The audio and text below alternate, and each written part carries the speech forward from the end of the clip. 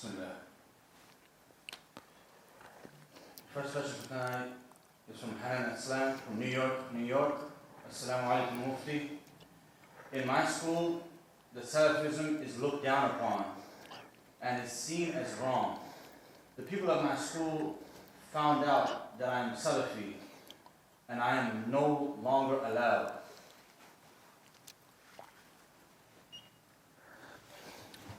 Wa alaikum assalam wa rahmatullahi wa barakatuh. I don't know what you're no longer allowed from. I don't know what that means.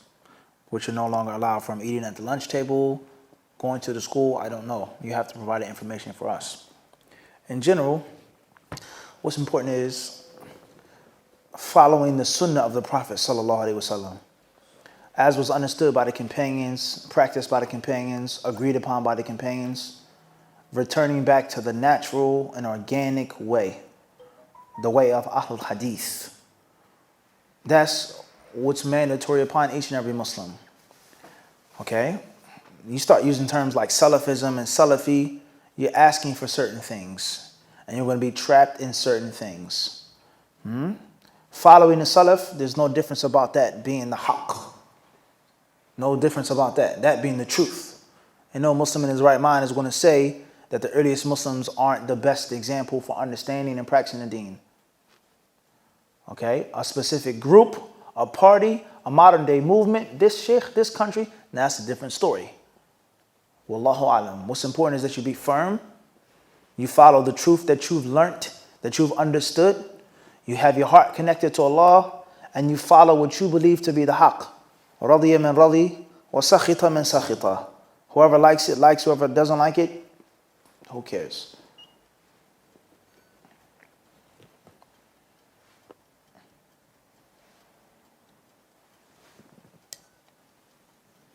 Initials AA from Montreal, Canada. Do you have to pray Tahiyatul Masjid in your college masala? If the musalla has the rulings of a masjid, a jami', then the rulings of Tahiyatul Masjid apply to that musalla. Whether the Tahiyatul Masjid is mandatory or recommended. The ulama of Islam differ on that issue. As far as if it's just a musalla, in which there's no Jumu'ah, there is no specific Jumu'ah, there's no regular standard Jama'ah, but it's a hall that's used for prayer whenever students are there, then the rulings of Tahiyyatul Masjid don't necessarily apply.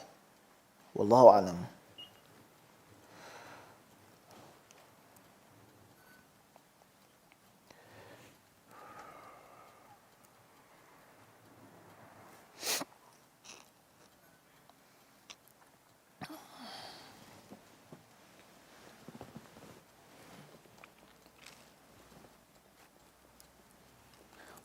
Adam, you have to come here to answer, please, I don't understand your question, Adam.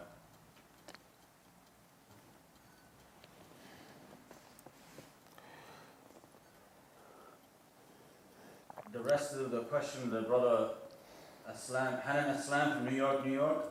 Assalamu alaikum mufti. In my school, the Salafism is looked down upon and is seen as wrong. The people at my school found out that I am Salafi and I am no longer allowed to lead the salah. How could I behave in regards to this? What can I tell the people to either leave me alone or make them understand? They said the Salafi are only the scholars who know the madhabs.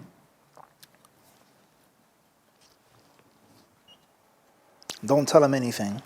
It's nothing to say. If you don't lead the salat, that's not the end of the world. Khalas. As long as someone else that's leading the salat is qualified to lead the salat. Khalas. If you have the ability to talk to your friend, your classmate, your colleague, a brother who's unaware and ignorant of the proper understanding and application of Islam, then that's what you should do. Don't fight with them, don't argue with them, don't defend your position against them, unless you're cornered. That's a different story. Or unless they are asking you to explain to them what the truth is. It's just that simple. Talk to the brother that you can, with wisdom, with softness, with kindness, and with the proper knowledge. Make sure you understand what you're talking about. Knowledge comes before anything else. If you aren't armed with knowledge, you get beat up in a fist fight. You have to learn how to defend yourself, defensively and offensively, how to fight. If you don't, then do not fight. Avoid fighting. Do not argue. Do not impose. Don't leave it alone. As far as a brother who comes to you and he says, you look like a knowledgeable brother. You have a beard, you have a thobe. I'm curious. Can you tell me about this? Why do you wear a thobe? Why do you study this book? Then you sit him down with your tea and you talk with him as your brother. Someone who has a full cup, the scholars, Salafists, avoid them totally. If you want to know, ask this brother, ask that person, ask that website, go ask them. Period.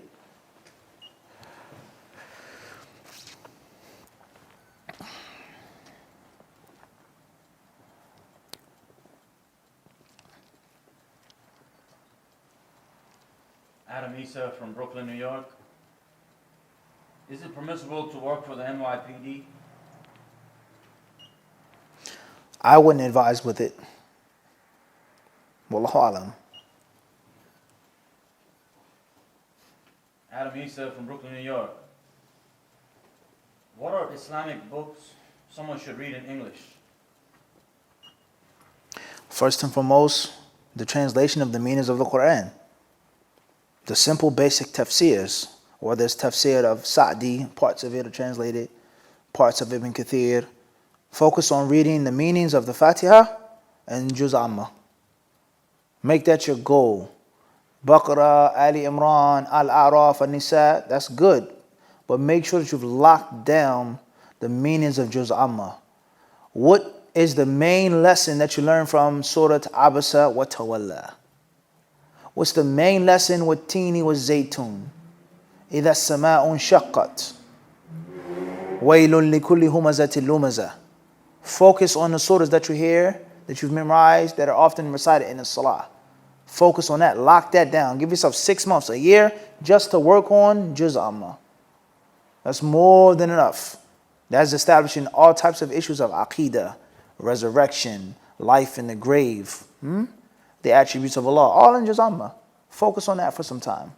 Then, bidhnillahi ta'ala, come back.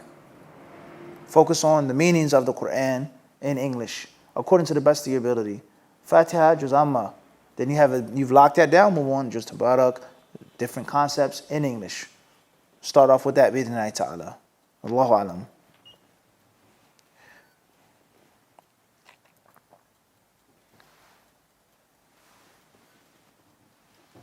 Hanan Aslam from New York. New York. What is the strongest view putting the hands on the navel? What is the strongest view putting the hands on the chest in prayer, above the navel or below the navel? What is the proofs to back this up? I wish to research into it myself, but as of right now, I do not have enough free time. Alhamdulillah, it's a beautiful thing to want to learn knowledge, but I would advise you not to ask this question and not to research this issue. Reason being is because it seems there's a relation between this question and the other questions. Salafism, Hanafis, so on and so forth. I don't know the intention of the questioner, may Allah reward him, but it seems as if the person, or not just this questioner, but the brothers and sisters who study these issues, in most cases, they only learn them for weaponry. That's it. For me to take this razor blade and slash and slice the Hanafis up. Everybody understand this? And that's a mistake for several reasons. One of the most outward reasons and most apparent reasons is because what? Is because why are the Hanafis different than the Malikis? Why is Salafism, Tablighism, Sufism? It goes back to the usul, the principles and the maxims, the qawaid, the foundations, the main building blocks. Where does the dalil come from? Can you use a weak hadith? Who makes a hadith authentic? Who did Abu Hanifa study with? Why Ibn Baz, Uthaymeen? That's the usul. So you have to go back to the usul before the furu'. Everybody understand this? And it's wrong to take one issue and to go to war over it. See, this is wrong. You're putting your hands on your knee, da da da da. Okay, you're only putting a band-aid on a what? A broken arm. Wallahu alam. Ahmed. Is the view accurate to Imam Abu Hanifa that men and women have different, is that accurate? Did he actually believe that? Is the view attributed to Abu Hanifa accurate, stating that men and women pray differently? Yeah. I'm not an expert in Hanafi fiqh, so I don't know. I know that this is well known according to many Hanbali scholars. Many Hanbali scholars, they have this view. Is it attributed accurately to Abu Hanifa? La adri, I don't know. However, it's well known view of many of the people of knowledge that there are certain issues in which a man is different from a woman in the prayer. So whether Abu Hanifa said it or not, Imam Ahmad said it or not, the view of the Hanbali scholars or not, what's important is it is a view of many of the people of knowledge. And you're going to adopt what you feel and think to be the most correct view. That they're right, a woman should not spread her arms out because of what Aisha supposedly did in this one. Or, إِنَّمَا النِّسَاءُ شَقَائِقُ الرِّجَالِ, women are like men, they have the same rulings until there's a proof from Muhammad, not Aisha, stating otherwise. Whether Abu Hanifa said it or what? Or not. And that's another very important issue as well. If you're dealing with someone that you're talking to and they're claiming to be Hanafis, then you need to know that, yes. To prove to them how inaccurate they are in claiming and quoting Abu Hanifa. Clear? But if that's not the case, it doesn't matter who says it. When you study comparative fiqh, Malik said it, Ibn Taymiyyah said it. This is a qawl al-awwal or qawl al-thani, and then you have the dalil for both proofs. Wallahu alam. Initials UA from Fairview, Texas. If I forget to say Bismillah when I close the door to prevent jinn from entering, what's the appropriate thing to do? Perhaps mention Allah's name, recite the Quran, recite Surah Al-Baqarah. Do anything from the dhikr of Allah, from the ta'awudh, make the adhan if it's time for the prayer. If you have an app, if you want to listen to it, something from Allah's dhikr, huh? Wallahu alam. Initials MA from Washington, D.C. When using dua directly from the Quran, should you still use the tajweed rules or not? You don't have to. You're making a dua, it's you and yourself praying. You just recite it, say it, basically. You don't have to recite all of the tajweed rules. Wallahu alam. Initials MA from Toronto, Canada. For an expecting mother, is there anything from the sunnah that she should do or eat? A side question, is vomiting a means of expiation? As far as something from the sunnah, then I would just mention, make dhikr of Allah Azza wa Jal. Ask Allah Azza wa Jal, وَإِنِّي أُعِيذُهَا بِكَ وَذُرِّيَّتَهَا مِنَ الشَّيْطَانِ الرَّجِيمِ. As mentioned in Surah Al Imran. He says that I seek your refuge, O Allah. وَإِنِّي أُعِيذُهَا بِكَ. I seek your refuge for this female child and also of her offspring and progeny from the accursed devil. Read the Quran, Surah Al-Baqarah, Surah Al Imran in your household. Have the Quran playing. As the Prophet ﷺ tells us about the virtues of those two surahs. The general adhkar, righteousness and piety. Asking Allah to allow the child to be what? فَلَمَّا أَتَاهُمَا صَالِحًا. Allah says that when He gave them salih, a child that was physically strong, righteous, a perfectly mannered child. Things like this. As far as is vomit and expiation of sin, then as we've answered before, any sickness that you have, bi'idhnillahi ta'ala, is a means of expiation of sin. And we all know the pains and agonies of vomiting, spitting up, childbirth, the sickness, etc. Wallahu alam.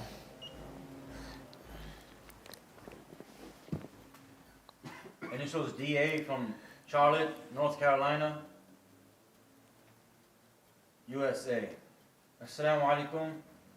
Are we forgiven for the things we do out of ignorance?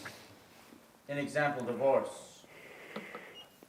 Wa alaikum salam wa rahmatullahi wa barakatuh. If you do something out of ignorance, then there's no sin to begin with. There's no sin to begin with. Those who are ignorant of a thing, they don't know it's haram. They're not held responsible unless they have direct access to proper knowledge and they don't ask. Because they're just too lazy, too lethargic, or the person with the knowledge is of a different race, or different gender, or different age, or different orientation. Whatever is the reason that prevents you from asking the question from someone who has the ability to answer according to what you believe. But if that's not the case and you didn't have access to it and you didn't know, there's no sin upon you. It's what the people of knowledge what? It's what they say. So if a person does something in an invalid, incorrect way because of ignorance, then that's a different story. That's the general rule. The specifics of divorce, what happened, that needs detailed knowledge, detailed answer. You may have been ignorant of something, whatever they have, that depends. Wallahu alam. Any further detail that's needed, you can email us, inshallah. What's the email address? muftihadith@gmail.com. muftihadith@gmail.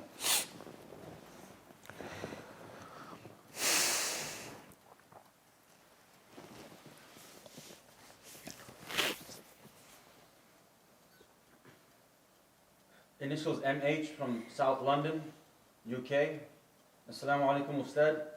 Which books and dictionaries would you recommend for beginners in Nahu?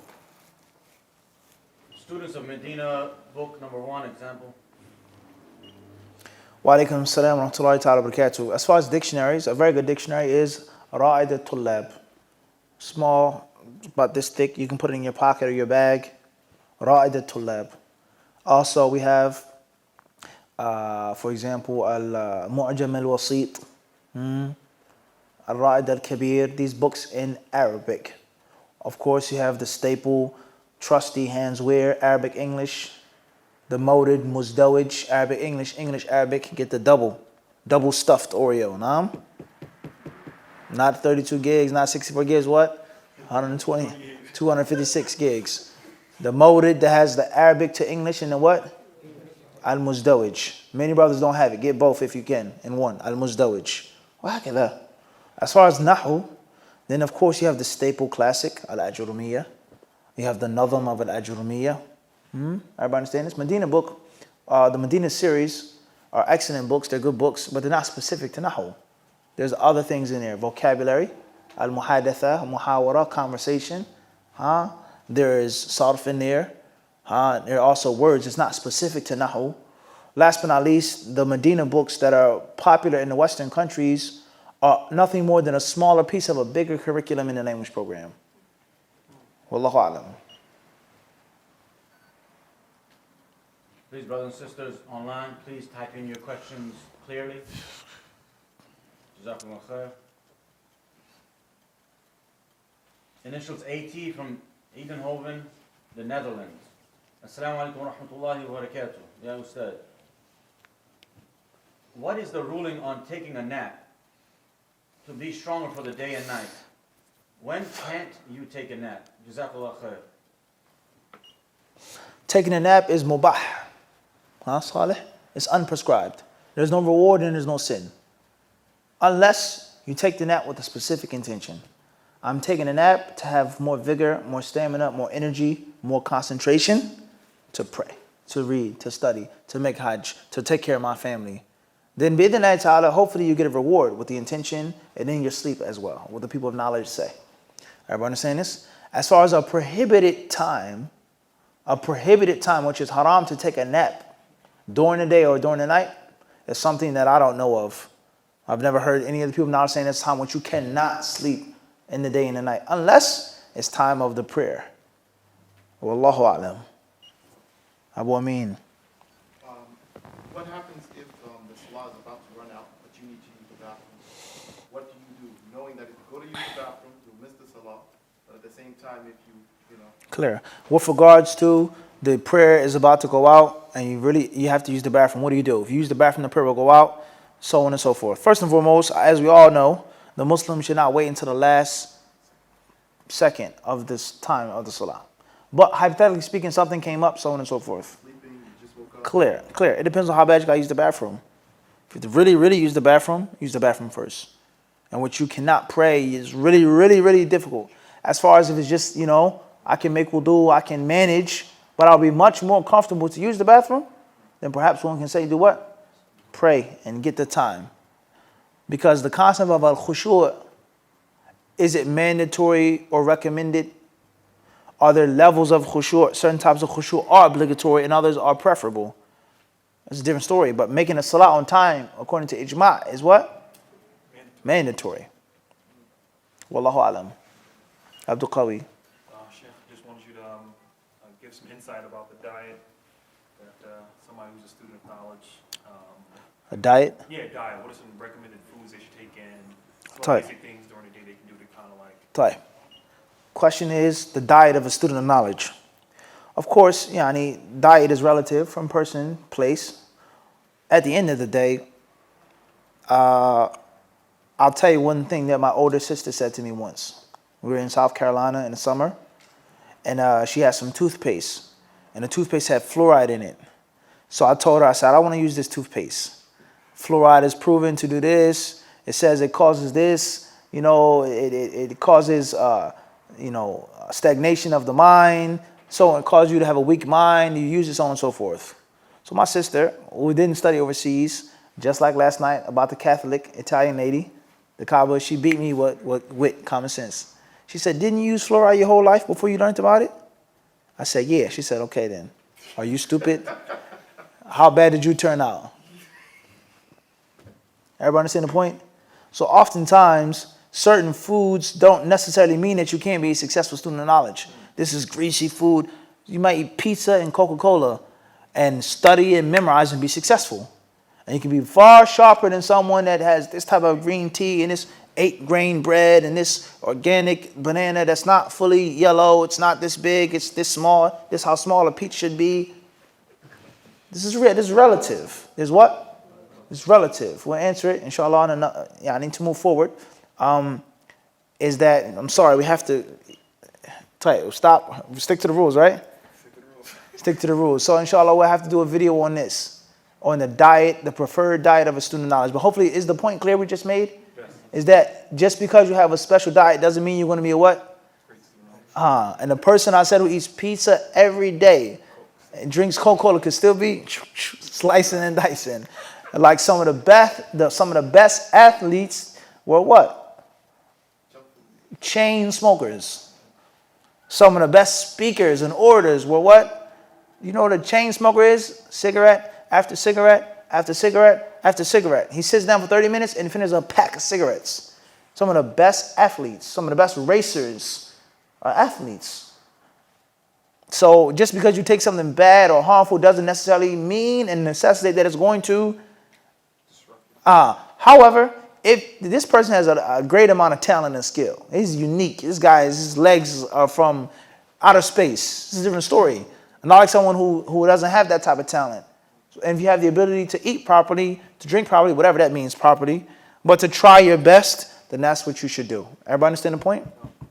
Limit certain foods, whether it's grease or this type of sugar or cancer causing. Everything causes cancer. Allah Mustaan. What they say, this glass causes cancer, water causes cancer. Allah Mustaan. Fear Allah to the best of your ability. Get in where you what? Where you fit in. Put that on the list of videos. Diet of a student of knowledge. A detailed class on that, inshallah. You had mentioned the class before. Name, city, and state.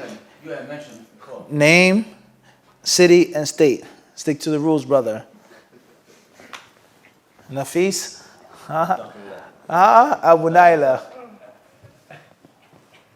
Ahmed. What is the correct view on why Omar dismissed Khalid bin Walid from the army? Correct view why Umar ibn Khattab radiallahu anhu dismissed Khalid ibn al-Walid from the army. Some of the people of knowledge say that he wanted to show the Muslims that victory was only from Allah. And victory was not necessarily guaranteed to the attachment of one individual. Some of the people of knowledge, they say this. And they say that Khalid radiallahu anhu was so excellent, so stellar, such a virtuoso in military and battle tactics and strategy and the strength and the courage of a gang of lions, a pride of lions, not a lion. You understand this? Lionheart. Lions. Said he was such a fierce warrior, such a smart and strategic, skillful warrior, he never lost. And that perhaps some of the Muslims who came later on were a bit ignorant, or some of them began to attach themselves to him. And Umar wanted to show the people what? That that's not the case. That's what? Not the case. Now, this is not the action of Muhammad sallallahu alaihi wasallam. Because one may say that if a man is successful and winning, if it ain't broke, don't what? Don't fix it. Don't change it. However, that was the ruling of Omar radiallahu ta'ala anhu. These are some of the reasons why the people of knowledge say. Were there other reasons? The wisdom, the knowledge of Omar radiallahu anhu, that's what he chose to do. Wallahu a'lam.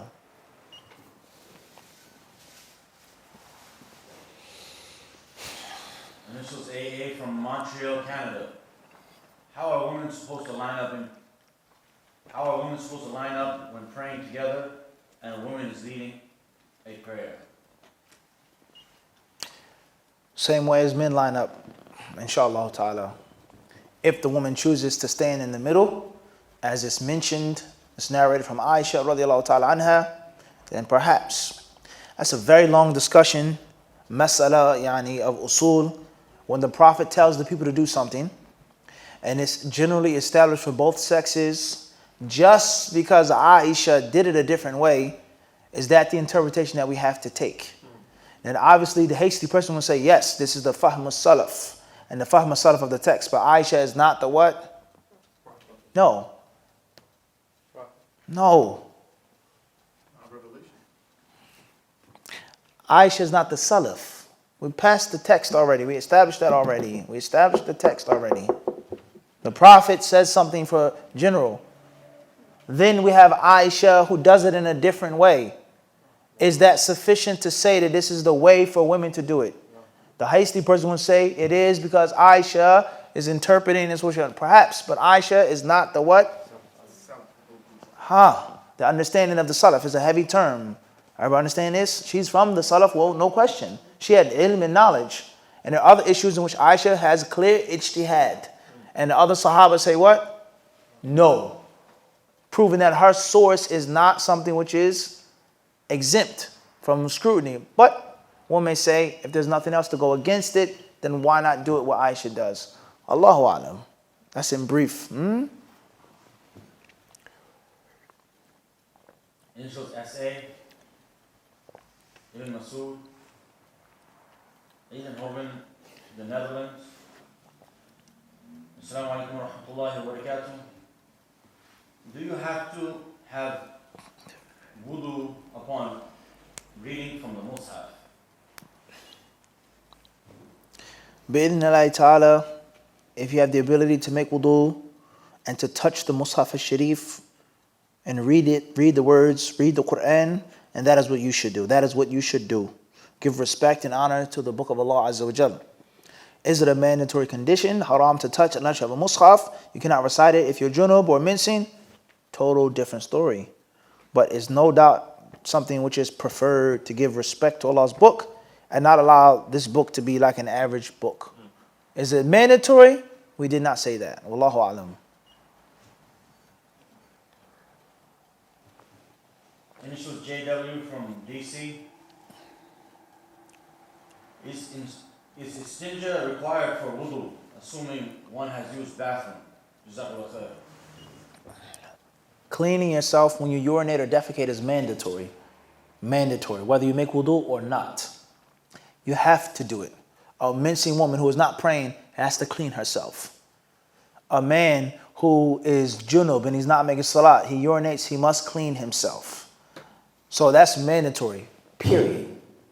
Period. You use the bathroom, you have to clean yourself with water or with dry matter in the proper way, 3 stones, 3 papers, the fiqh of that, or both mixed wet and dry. Al-Muhim is that you must clean your private area, period.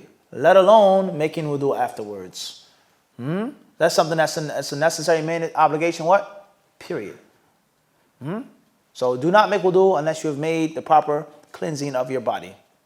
Wallahu alam.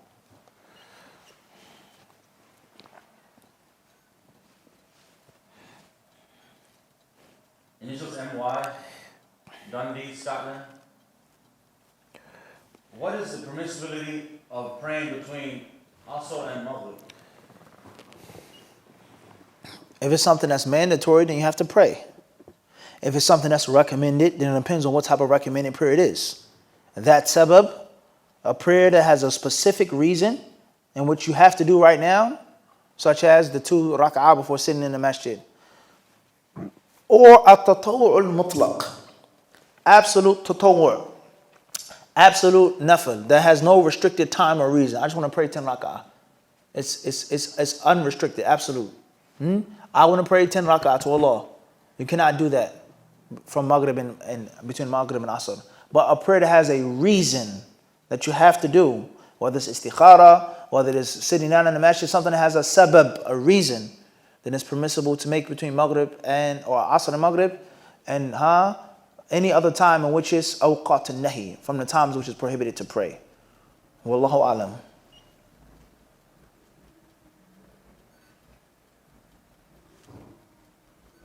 Initials UA from Fairview, Texas. Is it inappropriate to refer some Muslims as madkhalis? A Muslim is to avoid calling other Muslims names. Don't call other Muslims names unless it's a necessity. Unless it's something which is clear and plain, and the dalil is plain and lucid. And these people have formulated an ideology, a psyche, a way of thinking and dealing and interacting with themselves with other people. And the people of knowledge have mentioned this term. Without those principles, you should avoid it. And even if the people of knowledge do say this about a group or a person, what are you benefiting from it? How does it get you closer to Allah? By calling someone a name or a term. How do you get closer to Allah subhanahu wa ta'ala? What's important is the proof is in the pudding. That which is clear is clear. Is there a scholar or scholars? Is there a group of people that behave in a way, in a manner, rather not behave how they think and look at things? If it is, then it is. And if it isn't, then it isn't. But what are you benefiting from it? How is it getting you closer to Allah? When you go to work and you have non-Muslim co-workers, women that are uncovered, music playing, people selling alcohol. How many times have you made, how is it getting you closer to Allah? By calling this Muslim a madkhali. Does it get you closer to Allah or not? Wallahu alam.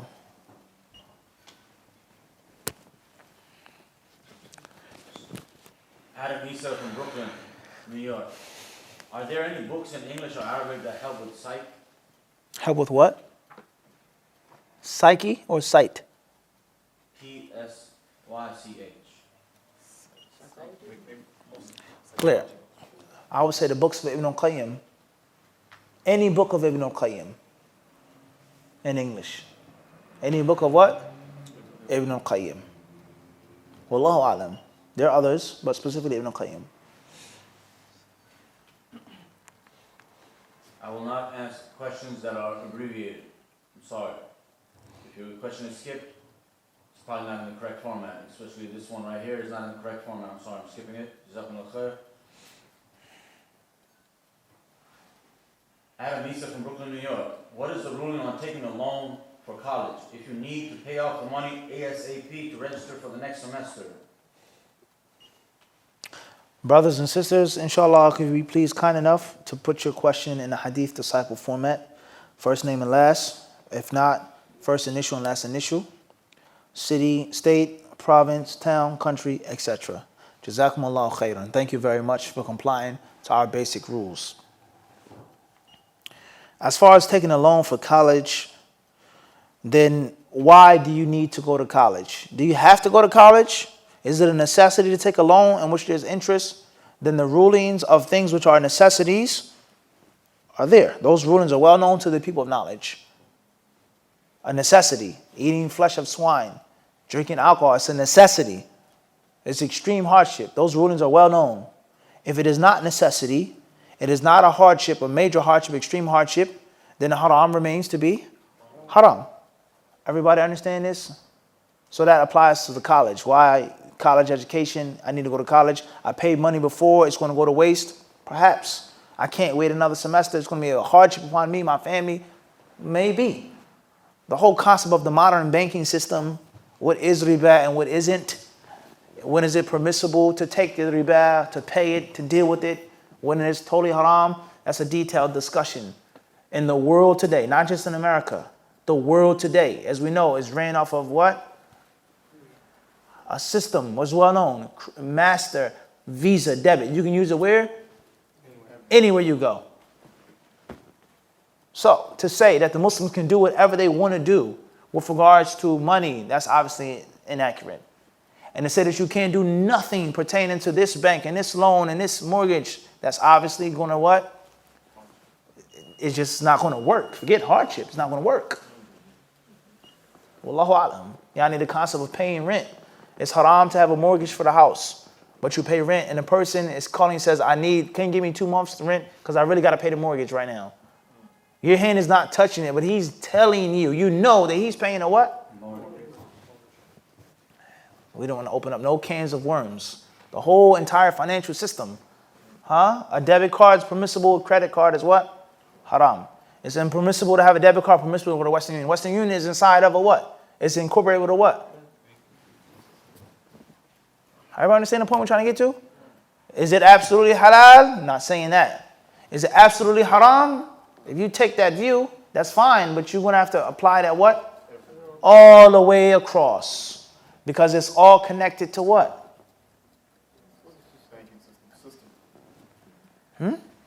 Allahu alam.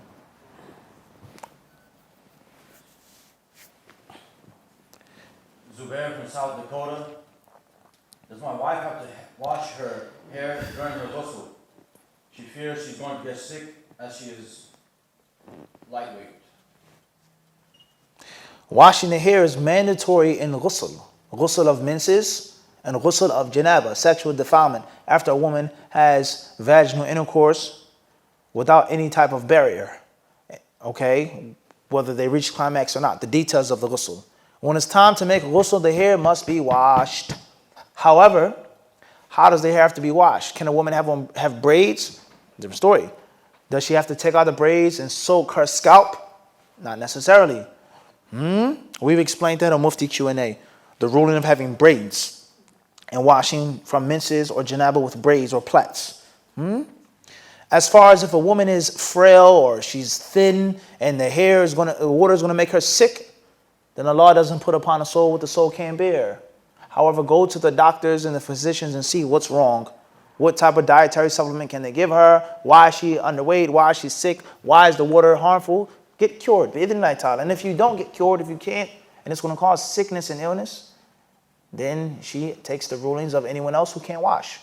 With regards to tayammum, with regards to washing what you can, etc. What's important is not to kill yourself, not to harm yourself. Wallahu alam.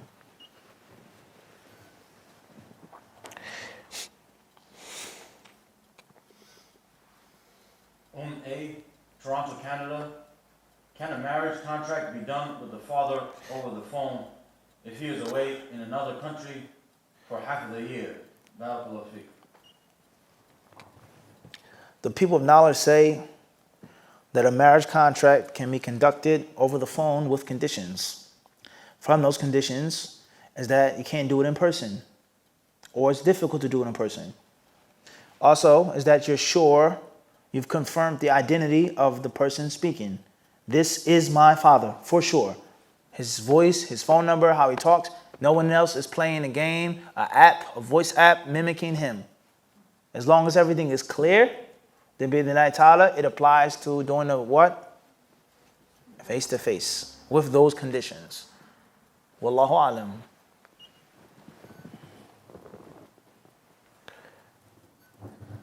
Initials AE from Brooklyn, New York. Is buying a house considered a communal need? And is taking loans from Islamic companies permissible to buy those houses? The people of knowledge today in the East and in the West, they have discussed these issues in detail with regards to buying a house and renting a house, an apartment, etc. And many of them say that having a house is a basic need. A basic need. Others may say it's not a need. It's preferable, but it's not a need. And you can have an apartment and be comfortable and happy just like you live in a house. However, many of them, they say that having a house is considered to be something that a person needs, especially to have an Islamic lifestyle, establishing Islam, the next generation, and the list goes on. So many of them say that it is a need. As far as taking loans from someone, whether they're Muslim or non-Muslim, if the loan is done in a permissible way, then it's permissible. If it's done in the impermissible way, then it is impermissible. If you have to take the loan and there are no other legislative, legitimate alternatives, then that's a different story. Things which are necessity, things which are haja, mashaqqa, a difficulty, a hardship, clearly hardship, it's palpable hardship. It's a hardship. Then they have their specific rulings that the people of knowledge mention. They have specific rulings that the people of knowledge what? Mention. House, anything, and which is a clear hardship that you can feel. Everybody clear on this? Wallahu alam. This is HA from New York, New York. What is the proper way to pray Salatul Wudu? We've explained this in our workshop on fasting in light of the book and the sunnah. We explained it in detail. What the people of knowledge say, how to make witr. 2 taslim, 1 taslim, 3, 5, 7, 9. We've explained that in detail with the slides. Inshallah ta'ala, in brief now, you make the witr to finish your prayer. It's the seal upon your prayer, the cherry on top of your cake. Finish your night prayer with the witr. And it should be an odd number of rak'ah. If you want to make 1, that's odd. 3 is odd. وهكذا. Wallahu a'lam, in brief. Initials HA from NY. Is blood considered an impurity that can break wudu? طيب. Maybe it's Hanan Aslam, perhaps. I did. طيب, لا بأس. Read it as you fear Allah. اتق الله أنت. Read what's in front of you, أخي. صحيح لطفي? طيب. Blood that comes out of the body from a cut or a small wound or even a big wound, I don't consider it to break the wudu. That is the view and the opinion that I feel is most correct from the people of knowledge. And many of them, if not most of them, say that when blood exits the body, it breaks the wudu and it's najis, it's impure. I don't consider that to be a strong view. I take the view from the ulama that blood leaving the body does not break wudu except for blood of menstruation or blood of postnatal bleeding or the blood that comes with the childbirth, of course. Wallahu alam. Or deeper than that, specifically menses and postnatal bleeding. Wallahu alam.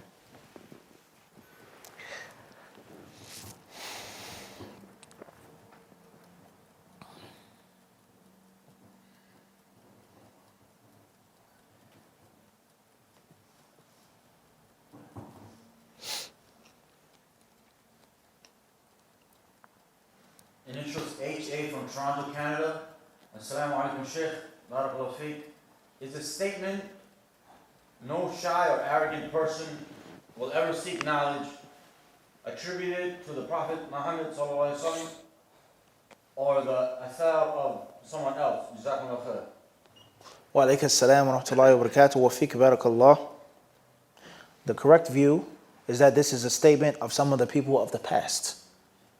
Some of the people of the past. If my memory serves me correctly, I believe it's Mujahid ibn Jabr, collected by many of the ulama of the past who wrote the books with the asanid, the isnads. And if it's not Mujahid, then someone else from the Salaf al-Salih, that no one who's prideful or shy will learn. Did the Prophet ﷺ say those words? I've never read an authentic hadith that can be scientifically traced back to the Prophet ﷺ saying those words, even though the meaning is correct. Wallahu alam.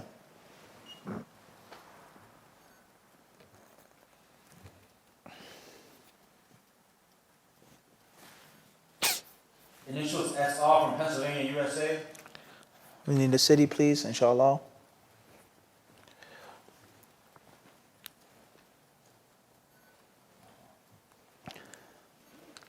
Initials MY from Dundee, Scotland. Barakallahu feek, Mufti. Which fiqh book is good to study that contains dalil in general fiqh and particularly the Hanbali madhab? A good book to study of fiqh, specifically the Hanbali madhab, in which there's dalil. There are many books from those books. I would say, it's a big book, but it has the dalil in it.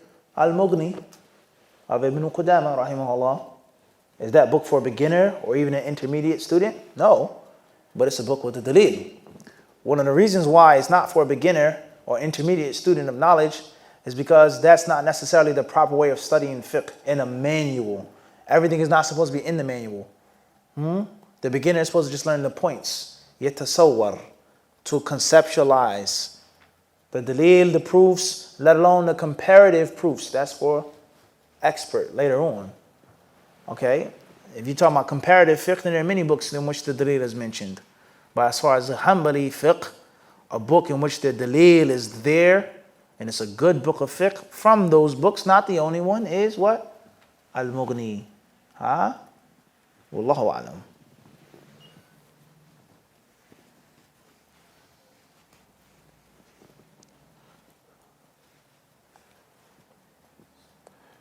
Initials SN from Philly, PA. Assalamu alaikum Ustad.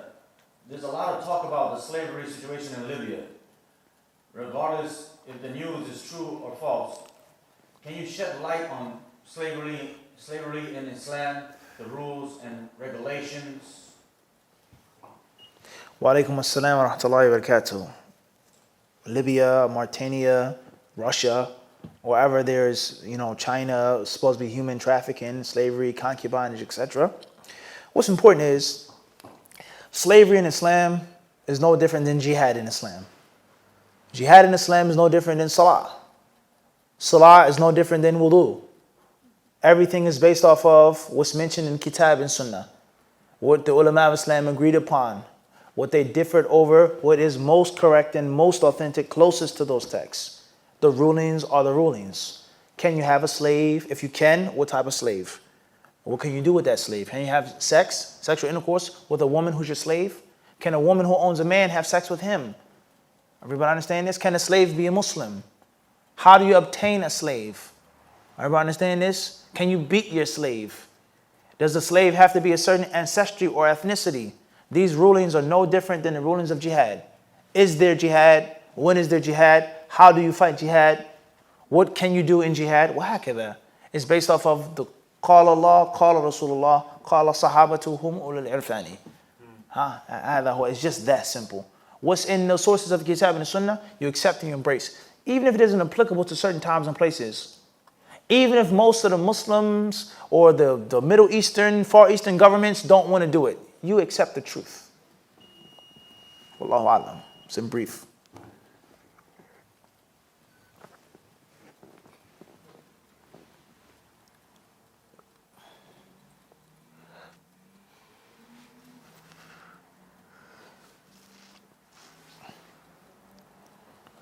Initials HS, Ontario, Canada.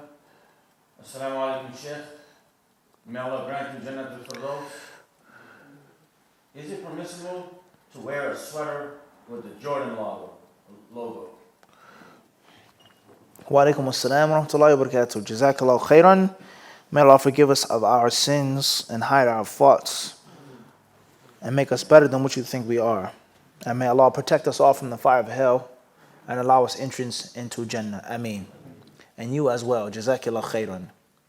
Wearing a logo with the Jordan, meaning a sweater with the Jordan logo, from one aspect, the face isn't clear and it's a silhouette. But the head is connected to the body. However, in most cases, the logo is very small. In most cases, it's just like a shadow. It's not like 3D. It's not like the face and the neck. It's just like a silhouette, yani. So perhaps it's permissible. If you have doubt, it's best to avoid. Just like Ralph Lauren, Polo Ralph Lauren, or other companies. What's the thing with the moose on it? La Carmine, right? Okay, with the moose and other things with a duck on it, in which is not like a face and eyes. It's just like the silhouette, the outline of it. Perhaps. Lacoste, the alligator. That's right, the noble alligator. Wallahu alam.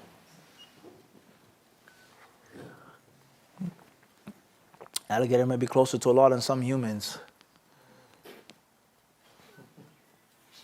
Initials HA from Berkshire, UK.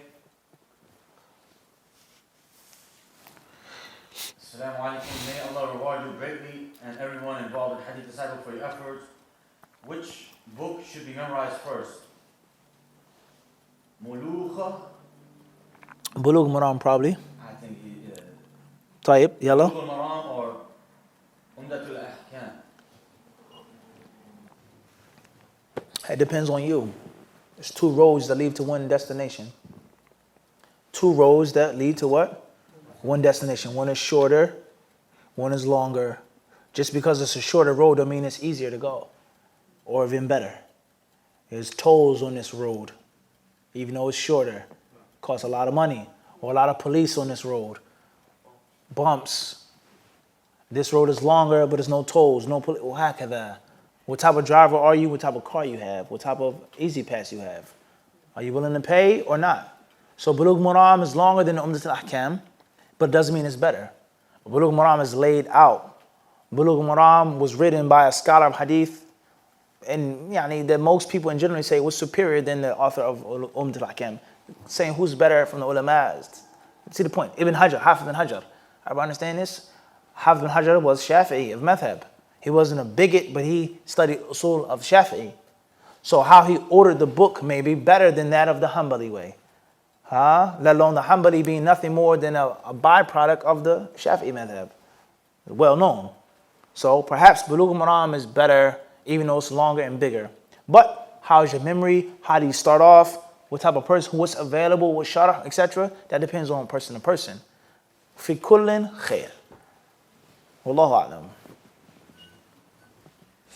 Initials essay from Edenhoven, the Netherlands. Assalamu alaikum wa rahmatullahi wa barakatuh. How can we understand the hadith of not singling out Jumu'ah with regards to fast and the fast of Dawood? Tayyib. Question says, how or what is the proper understanding? And inshallah, this will be our last question tonight, once we got started late. How do we understand this hadith? It's very simple. The fast of Dawood is to fast every other day and not having an intention for Jumu'ah.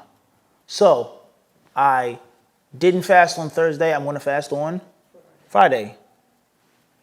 Everybody understand this? For example, I'm not picking out Jumu'ah specifically to make a special fast just for Jumu'ah.